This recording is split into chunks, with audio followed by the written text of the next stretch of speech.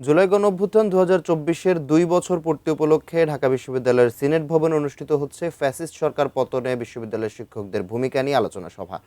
সেখানে বিশেষ অতিথির বক্তব্য রাখছেন প্রধানমন্ত্রীর রাজনৈতিক উপদেষ্টা রুহুল কবির রিজভী। আমরা সরাসরি যাচ্ছি সেখানে। যাই হোক, আমি আজকে এখানে শহীদ পরিবার এখানে রয়েছেন। আমাদেরকে এই দিনটি জুলাই আমাদেরকে বারবার স্মরণ করতে হবে।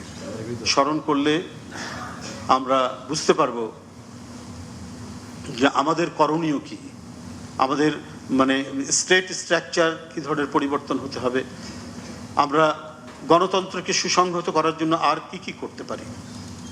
দেখুন, আমি অনেক কথা হচ্ছে জুলাই চার্টারের স্পিরিট নিয়ে গণতন্ত্রের বিকাশের জন্য।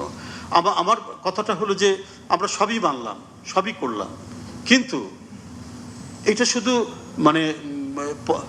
পলিটিক্যাল সায়েন্সের একটা চ্যাপ্টার হবে না, এটা হিস্ট্রির একটা ধারাবাহিকতা হবে, বিষয় হবে না যতক্ষণ পর্যন্ত না এটা আপনার মানসিকতার পরিবর্তন হয়। এটা একটা ম্যাটার অফ সাইকোলজি, এটা শুধু পলিটিক্যাল সায়েন্স না। আপনি জুলাই চার্টারের উপর সংবিধান সংশোধন হতে পারে, সব কিছু হতে পারে, আরও নতুন আইন প্রণয়ন হতে পারে, কিন্তু যদি রাজনৈতিক নেতৃত্বের যদি মানসিকতার পরিবর্তন না হয় তাহলে তো এক নিমিষেই চলে যেতে পারে। শেখ হাসিনা তত্ত্বাবধায়ক সরকারের জন্য আন্দোলন করেছেন, গাড়ি পুড়িয়েছেন, পুলিশ হত্যা করেছেন, ধ্বংসযজ্ঞ চালিয়েছেন ওটা প্রতিষ্ঠার জন্য। তিনি আবার সেটা একটা ঘোষণায় সেটা স্ক্র্যাপ করে দিলেন এবং পার্লামেন্ট থেকে একটা প্রহসনের কমিটি করলেন। সেই কমিটির প্রত্যেকটি লোকই বললেন যে না, তত্ত্বাবধায়ক সরকার ব্যবস্থা রাখতে হবে। তোফাল আহমেদ, সুরজিন সেনগুপ্ত, হাসানুল হক ইনু, রাশেদ খান মেনন প্রত্যেকেই বলেছে, কিন্তু শেখ হাসিনা একজন ব্যক্তি তিনি ওটা শোনেননি এবং সংবিধান থেকে ওটা মুছে দিলেন। তাহলে মানসিকতা দরকার, শুধুমাত্র আপনার কাঠামো পরিবর্তন একটা কাগজের মধ্যে লিখলেই এটা হবে না। সবাইকে মানতে হবে, সবাইকে বুঝতে হবে যে না, যে কোনো পরিস্থিতিতে আমরা আইন মান্য করব।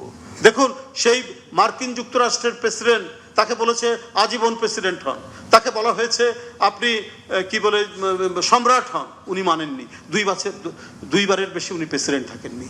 দ্বিতীয় বিশ্বযুদ্ধ পর্যন্ত ওই ট্র্যাডিশনটা তারা সমুন্নত রেখেছেন, আইনও হয়নি, কেউ দুইবারের বেশি প্রেসিডেন্ট হননি। শুধু দ্বিতীয় বিশ্বযুদ্ধের কারণে আপনার রুজভেল্ট 4 বার প্রেসিডেন্ট হলেন। এই কারণে তারা যুদ্ধ শেষে আইন করে নিলেন যে না, আমরা সেই ফাউন্ডিং ফাদার্সদের যে নিয়ম, সেই নিয়ম আমরা চলবো। এটা হচ্ছে একটা জাতির মানসিকতার প্রতিফলন।